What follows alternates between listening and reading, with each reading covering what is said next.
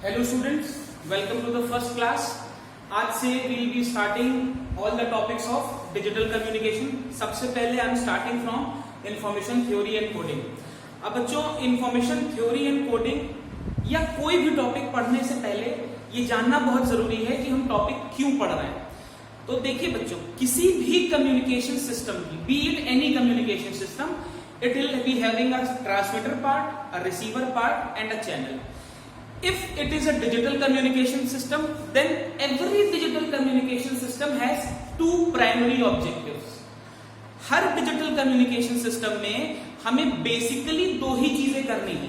पहली चीज करनी है बच्चों efficient data compression. This is the first objective of any communication system, precisely a digital communication system.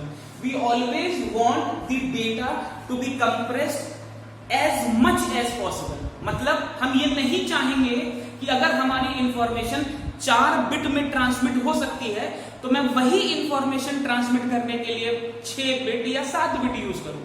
क्यों? क्योंकि जितनी ज्यादा मैं बिट यूज करूंगा उतना मेरा बैंडविड्थ यूटिलाइज होगा. तो किसी भी डिजिटल कम्युनिकेशन सिस्टम का प्राइमरी ऑब्जेक्टिव है efficient data compression. Fine.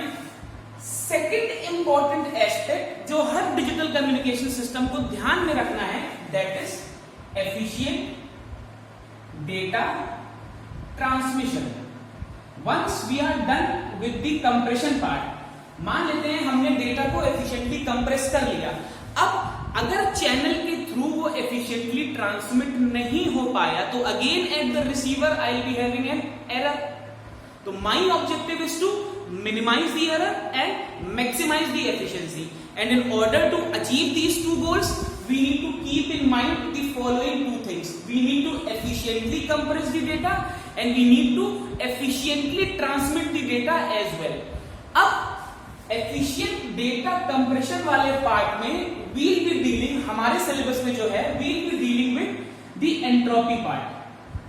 Entropy, information coding, source coding, ये मुझे बताएगा कि मैं कैसे डेटा को एफिशिएंटली कंप्रेस कर सकता हूं. बाय एफिशिएंट कंप्रेशन मींस मैं डेटा को ऐसे ना कंप्रेस कर दूं कि जो वैल्यूएबल इंफॉर्मेशन है वो लॉस हो जाए. कंप्रेशन डजंट मीन कि हमें इतना कम खाना है कि हमारी भूख ही ना मिटे. एफिशिएंट कंप्रेशन मींस हमें खाना भी है और वेस्ट भी नहीं करना. क्लियर? तो पहले पार्ट में, in the first part of all the video lectures we will be dealing with the efficient data transmission part. अब बच्चों, एफिशिएंट डेटा ट्रांसमिशन की जब भी बात करते हैं तो हमारे जहन में, हमारे दिमाग में जो पहला टर्म आता है दैट इज इंफॉर्मेशन. अब information for a non technical person is a different thing to perceive, but for a engineer information is something different. Specifically for a communication engineer, information has a very different perspective altogether. For a communication engineer or precisely for an engineer, information is the measure of uncertainty. ध्यान से सुनेंगे बच्चों. Information is the measure of uncertainty. Information is the measure of uncertainty.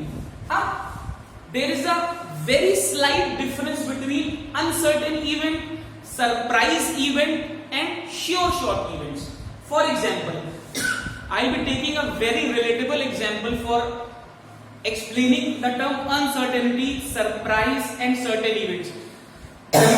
Communication engineering में इन तीनों ही terms की बहुत importance है. तो सबसे पहले हम एक real life example लेते हैं. For example, आपके क्लास में there was some professor X. There was some professor X. Situation क्या है बच्चों? Situation is lockdown. हम करंट सिचुएशन ले लेते हैं. लॉकडाउन है, कॉलेजेस बंद हैं, आपके पास सफिशिएंट डेटा मटेरियल हो भी सकता है, नहीं भी हो सकता है. You are studying through online portals. यहां पर this is a student. Fine. And I perceive that the lockdown started from say 24th March 2020. Up on 25th March, the student was in a dilemma. He is a sincere student. अब he is an average student, अब ये पढ़ना चाहता है, अब ये इस कश्मकश में है कि कॉलेज तो बंद है, कॉलेज जाना नहीं है, फैकल्टीज है नहीं। अच्छा, live one on one interaction, interactive sessions are very important. आप कितना भी नोट्स ट्रांसफर कर लो, कितना भी ऑनलाइन कोर्सेज कर लो, if you are not having an interactive session with the teacher, it is not going to help you that way. Be very clear about it. अब ये बच्चा पढ़ना चाहता था, he was in a dilemma.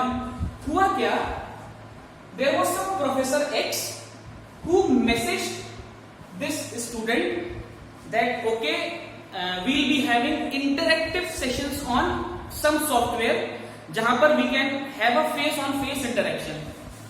This was surprising for this student because he was not prepared for this. Like he never expected his teacher to have an arrangement to have an interactive session with every student. Reason being, nobody was bothered at that time.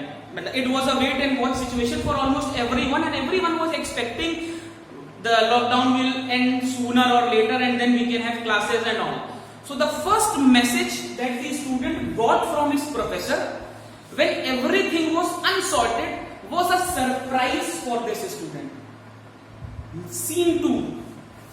After 10 days,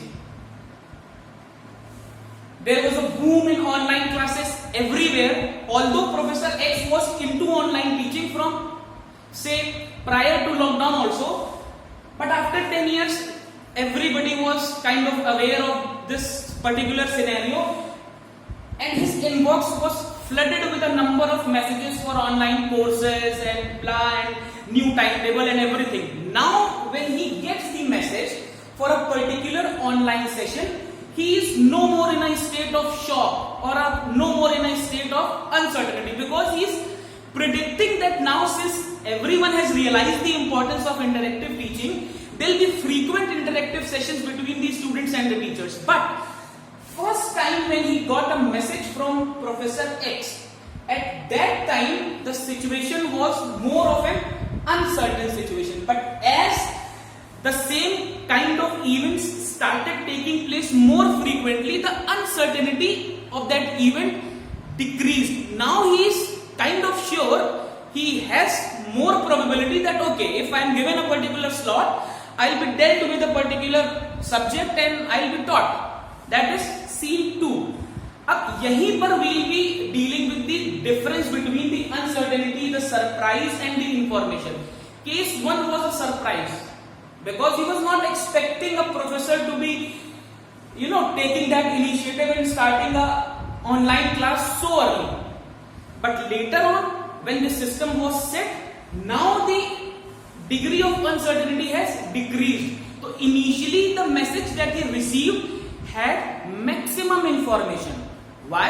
Because it was very uncertain. And now the messages that he is frequently receiving on his WhatsApp and all things, although these messages are still informative, but the information content is not as great as the information content that the first message had. This is the difference or the basic definition of information in terms of digital communication. So information for us is anything that is more uncertain. Greater the uncertainty, यहां पर ध्यान देने वाली बात है, अगर कोई चीज 100% uncertain है, then again this will not convey an information.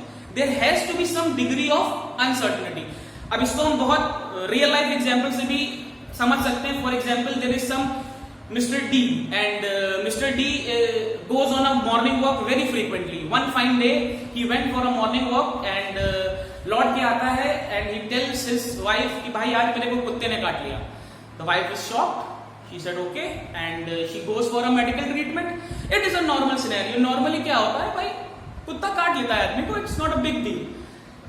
15 days later, after getting fined, he again goes for a morning jog and he returns back and informs her wife that I am very happy today. The wife asks, क्या हो गया? The man replies, भाई जिस कुत्ते ने मेरे को काटा था, आज मैंने पलट के उस कुत्ते को काट लिया. Now the wife is hell shocked. Why? Because आदमी कुत्ते को काटे इसकी प्रोबेबिलिटी बहुत कम है, rarest of the rare event है. So कुत्ते का आदमी को काटना is informative, but this statement is carrying not good information, but आदमी का कुत्ते को काटना, the information is very viable because the probability of a man biting a dog is almost zero. तो क्लियर है बच्चों, ये है बेसिक हमारा इंफॉर्मेशन थ्योरी का। अवर entire discussion will start from the basic definition of information, and information for a communication engineer is anything that is uncertain. Greater the degree of uncertainty, more is the information content. जो event के होने का probability जितना कम है बच्चों, वो event उतनी ही ज्यादा इंफॉर्मेशन रखेगा। चलिए, तो मेरे को एक चीज तो क्लियर हो गई कि information for me is inversely proportional to the probability of occurrence. मतलब greater the probability, least is the information. Fine. This is the first property of information. अब दूसरी बात करते हैं। There was some Mr. X and Mr. Y. Mr. X had some information that फलाने theatre में फलानी film चल रही है। Fine. Mr. Y had another information. वो पिक्चर देख चुके थे। He said बहुत अच्छी पिक्चर है।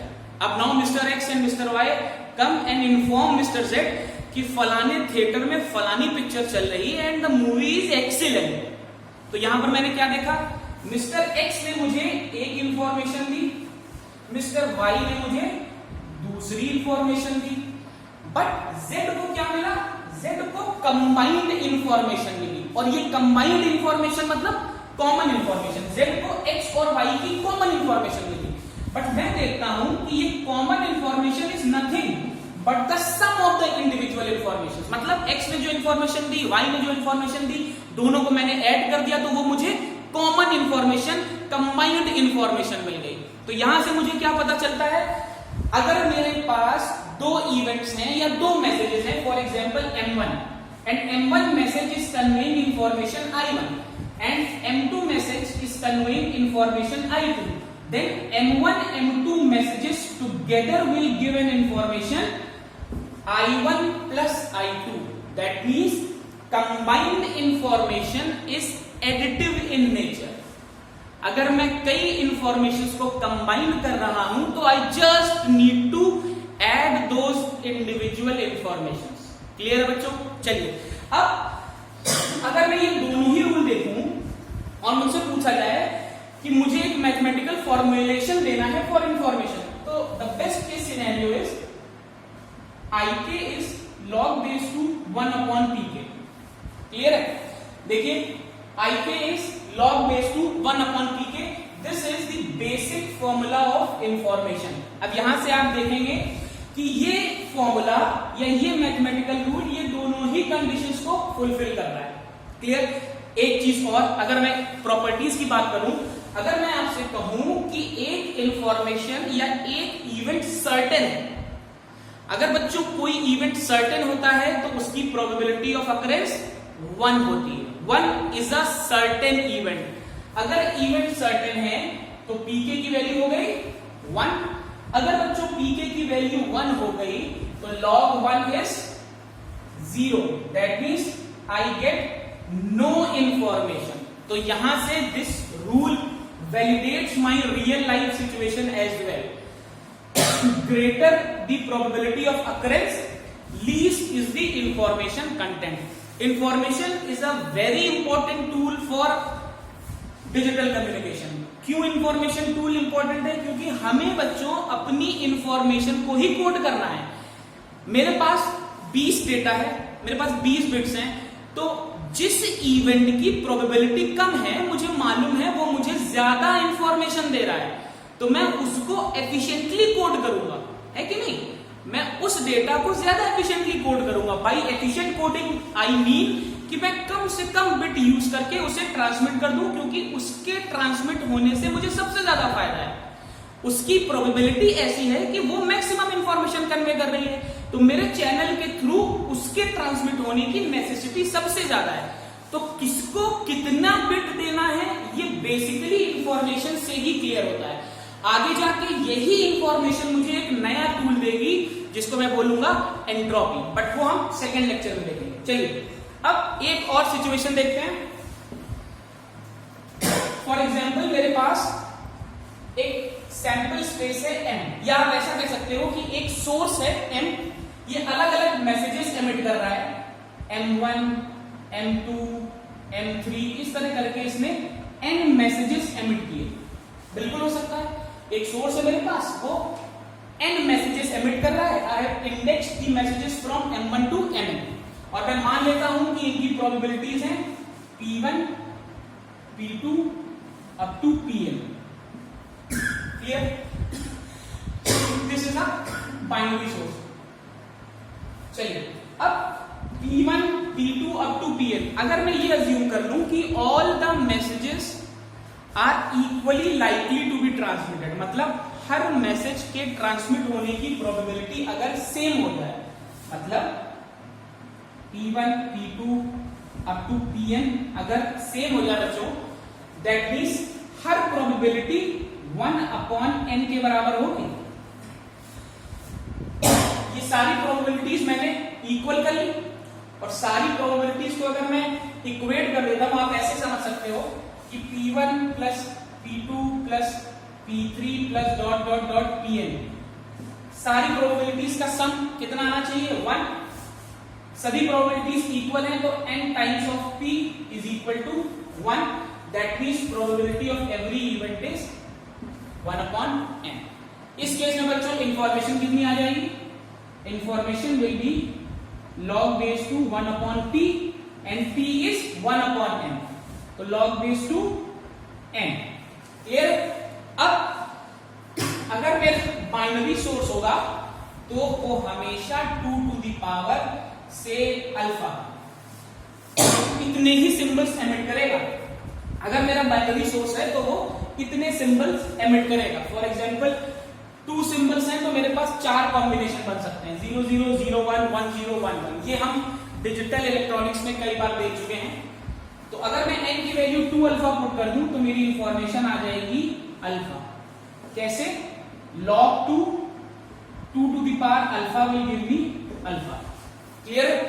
तो यहां से I get a very important conclusion कि अगर इक्वली लाइकली इवेंट्स हैं तो I can directly use the expression for the information content. Clear है बच्चों? तो this was all about information. अब इसको और अच्छे से समझने के लिए आई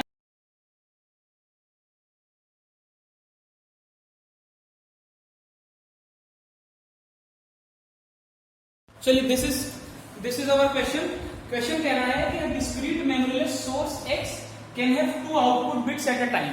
एक मेरे पास सोर्स है x, this source can have 2 output bits, तो 0 हो सकता है बच्चों और 1 हो सकता है। Fine. Next it is saying the source x has 2 binary independent sources y and z। इस सोर्स x के पास 2 और इंडिपेंडेंट सोर्सेज हैं, एक है y और एक है z। The outputs of y and z are equally likely. अच्छा, y और z के आउटपुट्स की प्रोबेबिलिटी सेम है and both of them are binary sources, तो ये भी या तो 0 दे सकता है, या तो 1 दे सकता है, या तो 0 दे सकता है, या तो 1 दे सकता है। अब ये कह रहा है find the information content for each output of x। मतलब मेरा सोर्स x जितने भी आउटपुट्स दे सकता है, हर आउटपुट के लिए मुझे इंफॉर्मेशन कंटेंट निकालना है। अब बच्चों अगर मैं इस आउटपुट की बात करूं तो इसके करस्पॉन्डिंग मुझे क्या मिलेगा? 0 0। दिस इज नथिंग बट 0 से 0, दिस इज 0 से 1, दिस इज 1 से 0 एंड दिस इज 1 से 1। तो my output for x has 4 points 0 0 0 1 1 0 1 1 and all these outputs are equally likely. That means सभी की प्रोबेबिलिटी सेम है। तो अगर बच्चों चारों की प्रोबेबिलिटी सेम है तो हर सोर्स की प्रोबेबिलिटी 1/4 ही तो हुई। If all these samples are having same probability, then the probability of each sample space point will be 1/4। तो हर सैंपल पॉइंट मुझे कितनी इंफॉर्मेशन देगा? The information content will be log base to 1/p। This will be log base to p की जगह मैं 1/4 लिखूंगा. This will be log base two 4. इसको मैं लिख सकता हूं log बेस टू 2 का square. This will give me 2 bits. तो my information content is 2 bits. Clear है बच्चों? अच्छा, अगर मैं इंफॉर्मेशन में log का बेस 2 ले रहा हूं तो मेरी यूनिट बिट्स होगी. ये हम ध्यान रखेंगे. ऐसा कोई जरूरी नहीं है कि मैं 2 ही बेस लूं. मैं 10 भी ले सकता हूं, e भी ले सकता हूं. मेरी यूनिट नैट्स डेसिट्स इस अकॉर्डिंग चेंज होती जाएगी. बट आपके सिलेबस में most of the times we will be dealing with log base 2. ऐसा इसलिए भी है कि बाइनरी सीक्वेंस है, 2 आउटपुट्स हैं, तो मेरे लिए थोड़ा सा कैलकुलेशन इजी हो जाता है. दूसरी चीज बच्चों, एक चीज और, अगर आप में से किसी को, most of you must be hesitant to ask कि मैं log कैलकुलेटर से कैसे निकालूं, क्योंकि आप तो 10 पे ऑपरेट करते हो. तो बच्चों ये फॉर्मूला है, this is log b upon log a. ये 10 बेस पे आ जाता है. ठीक है? तो जिन्हें न्यूमेरिकल में प्रॉब्लम है, don't be hesitant, simply use this formula, convert your log into natural log and then proceed. Clear है? I hope the lecture was fruitful for you. ये पहला टॉपिक है बच्चों इंफॉर्मेशन थ्योरी एंड कोडिंग का. In the next lecture we'll be studying entropy.